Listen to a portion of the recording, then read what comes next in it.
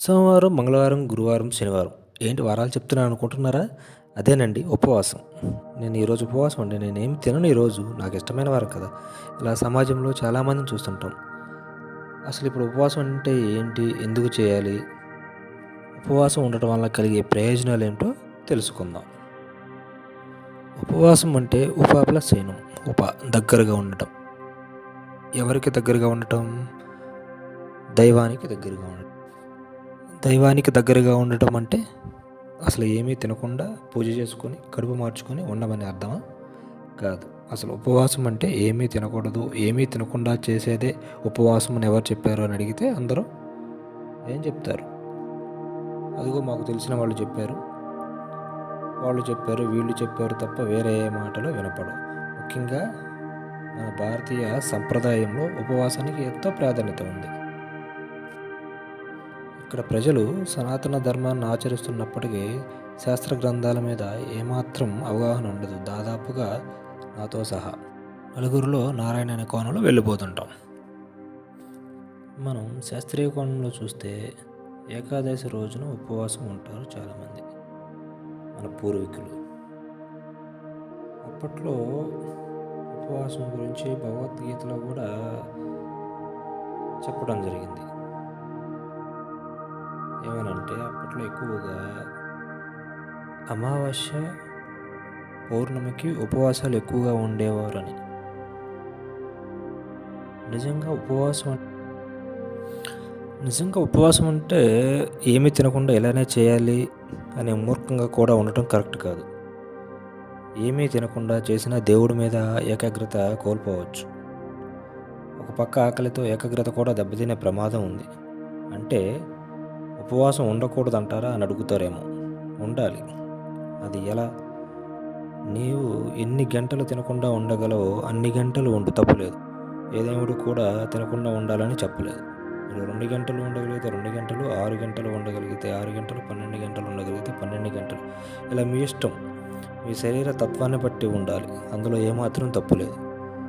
అయితే ఇది ఏ ఒక్క భారతదేశానికి సంబంధించిందో కాదు, అన్ని మతాలలో కూడా ఉపవాసం గురించి వివరించడం జరిగింది. క్రిస్టియానిటీలో కూడా ఉపవాస ప్రార్థనలు చేస్తారు.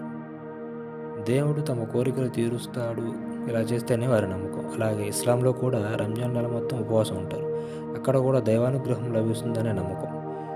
అలాగే హిందూ మతంలో దైవానుగ్రహం, కోరికలు, వరాలు తీరుతాయనే దానికన్నా కూడా దైవాన్ని తెలుసుకోవడానికి మాత్రమే ప్రాధాన్యత ఇవ్వటం జరిగింది ఉపవాసం వలన.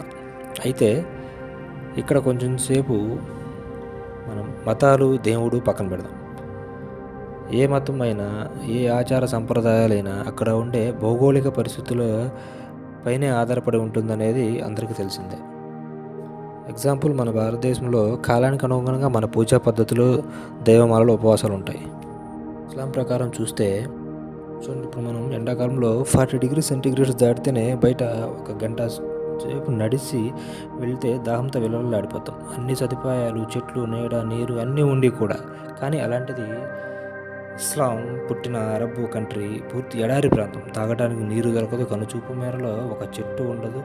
దాదాపు 50 డిగ్రీల ఉష్ణోగ్రతతో ఒక్కసారి ఊహించుకోండి అక్కడ పరిస్థితి ఎలా ఉంటుందో. ఇప్పటిలాగా సముద్రం వాటర్, మినరల్ వాటర్ మార్చేసి టెక్నాలజీ కానీ, వాటర్ బాటిల్స్ ఇతర దేశాల నుండి కొనుగోలు చేసే సదుపాయం కానీ ఏమీ లేని రోజుల్లో అలాంటి పరిస్థితులు అధిగమించడానికి అక్కడి ప్రజలకి రంజాన్ పవిత్ర మాసంలో దైవాన్ని ఆచరిస్తూ ఉపవాస ప్రక్రియలను అలవాటు చేయటం జరిగి ఉండవచ్చు. ఉదయం సూర్యోదయం ముందే తినేయటం జరిగి ఉండవచ్చు.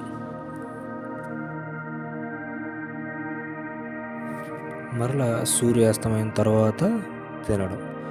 ఈ మధ్యలో మనం గమనించినట్లయితే కనీసం ఒక్క చుక్క నీరు కూడా తాగకుండా ఉండటం అంటే చూడండి రంజాన్ మాసం ఎంత నిష్టగా చేస్తారనేది మనం అర్థం చేసుకోవచ్చు.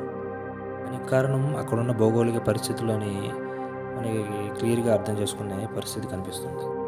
రంజాన్ మాసం తర్వాత రాబోయే కాలం ఎండాకాలం. అంటే చుక్క నీరు దొరకటం కష్టంగా ఉండే సమయం.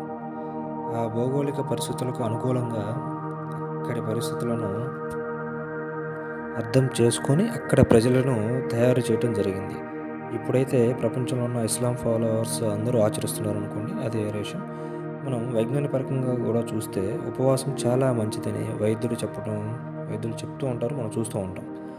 ముఖ్యంగా శరీరంలో జీర్ణ వ్యవస్థకి కానీ, డయాబెటీస్ కంట్రోల్లో ఉండటానికి కానీ, లివర్ ఫంక్షన్ కానీ అన్నిటికీ ఒకరోజు వర్క్ ప్రెషర్ తగ్గించిన వాళ్ళం అవుతామనేది నా ఆలోచన.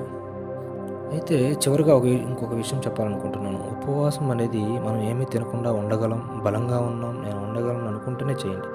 మధ్యలో అయ్యో ఉండలేను, తినలేను, తినేసాను ఏమన్నా అవుతుందేమో అనే భయం వదిలిపెట్టండి. ఎందుకంటే ఏ దేవుడు కూడా తినకుండా చేయమని చెప్పలేదు. దేవుడు అనేవాడు ఎప్పుడూ అలా చెప్పించడు. చివరగా ఒక విషయం చెప్పాలనుకుంటాను. నేను చెప్పాలనుకున్న విషయం ఏమిటి అంటే, ఉపవాసం ఉండి ఆ ఒక్కరోజు మాత్రం ఎవరితో గొడవ పడకండి. ప్రశాంతంగా మౌనంగా ఉండటం నేర్చుకోండి. ఆ ఒక్కరోజు ఒక్క అబద్ధం కూడా ఆడకుండా ఉండండి. ముఖ్యంగా మనం రోజువారీగా వాడే సెల్ ఫోన్స్ కానీ, టీవీలు కానీ పూర్తిగా బంద్ చేసేయండి. ఎవరితోనూ గొడవ పడకండి. ఎదుటి వారిని మోసం చేయాలనే ఆలోచన కూడా లేకుండా చేసుకోండి. మౌనంగా ధ్యానంలో ఏకాగ్రతతో దైవ సన్నిధిలో గడపండి.